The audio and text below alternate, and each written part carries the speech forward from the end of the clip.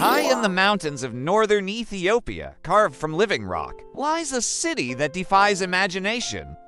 This is Lalibela, a place where stone became prayer and faith became architecture. Here, churches were not built. They were hewn from the earth itself. Welcome to Ethiopia History. Lalibela sits in the Amhara region at an elevation of over 2,500 meters. In the late 12th and early 13th centuries, a king named Lalibela of the Zagwe dynasty had a vision. During this period, travel to the Holy Land was dangerous and costly.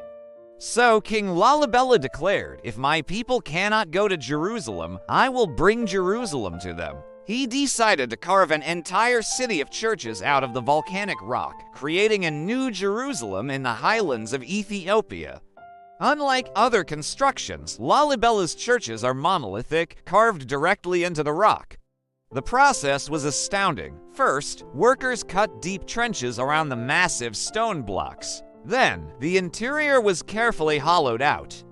Finally, doors, windows, columns, and altars were sculpted with incredible precision. Some of the churches are even connected by a labyrinth of tunnels and narrow passageways, symbolizing the streets of Jerusalem. Modern engineers are still amazed. How did workers measure, align, and carve these massive structures without modern tools? Local legends say that angels helped at night while the workers rested. Lalibela contains 11 monolithic churches, divided into 3 main clusters. The northern group includes Beit Medhain Alem, the House of the Savior. It's the largest monolithic church in the world, renowned for its 72 pillars, symbolizing the elders and disciples of the church. Next to it is Beit Mariam, the House of Mary, believed to be the first church built by Lalibela himself. It's known for its intricate carvings and colorful frescoes depicting biblical scenes. Also in this group is Beit Golgotha Mikhael, which is said to contain the tomb of King Lalibela and is traditionally restricted to priests. The eastern group features churches like Beit Emmanuel, smaller but highly decorated with detailed stone reliefs. Beit Daniel is famous for its narrow stairways and tunnels connecting it to other churches. And Beit Mikhael is known for its vaulted ceilings and geometric carvings. But the most iconic church of all belongs to the western group, Beit Georgis, the Church of St. George. Carved in the shape of a Greek cross, it appears to emerge magically from the earth when seen from above. Pilgrims describe it as a living, breathing stone. Other churches in this cluster, like Beit Emmanuel and Beit Abba Libanos, each possess their own unique features, symbolism, and sacred artifacts.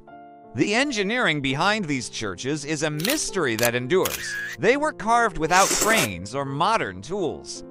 Yet, they feature brilliant drainage systems that channel rainwater away, protecting the interiors. The acoustics inside naturally amplify chanting, creating an ethereal atmosphere. And the alignment of the churches and tunnels with cardinal directions represents profound biblical symbolism. Even today, archaeologists and engineers marvel at how such precision was achieved centuries ago. Lalibela is not a museum, it is a living, breathing religious site.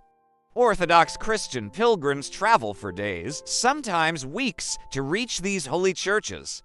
They often walk barefoot, carrying crosses and chanting ancient hymns that echo through the stone corridors. Holy relics and priceless manuscripts are carefully safeguarded by monks who have dedicated their lives to this sacred place. The churches also host vibrant annual festivals. The most famous is Timkit, or Epiphany, where thousands of worshippers celebrate with processions, water blessings, and chants that have remained unchanged for centuries. The stories surrounding Lalibela are as monumental as the churches themselves. It is said that King Lalibela himself worked alongside the masons, driven by divine inspiration. Legends claim that what the workers carved by day, angels completed by night, doubling their progress. The entire city was meticulously planned to replicate Jerusalem, with a symbolic river named the Jordan and tunnels representing the city's streets. These stories continue to inspire faith and awe among visitors from all corners of the globe. In 1978, Lalibela was declared a UNESCO World Heritage Site, recognized as one of the greatest achievements of medieval architecture. It inspires travelers, historians, architects, and artists globally. More than just an archaeological wonder, Lalibela is a powerful symbol of Ethiopian identity, unwavering faith, and remarkable ingenuity. Today, pilgrims and tourists visit from around the world, making Lalibela a crossroads of culture and devotion. The local communities rely on the churches not just for their spiritual life, but also for their economy. Artisans continue to practice ancient stonework techniques, preserving a craft passed down through generations. Visiting Lalibela isn't just sightseeing. It's an immersion into history, devotion, and the boundless potential of human creativity. However, these sacred structures face modern challenges. Weathering and erosion threaten the ancient stone, and the growing number of visitors must be managed carefully to protect the sites.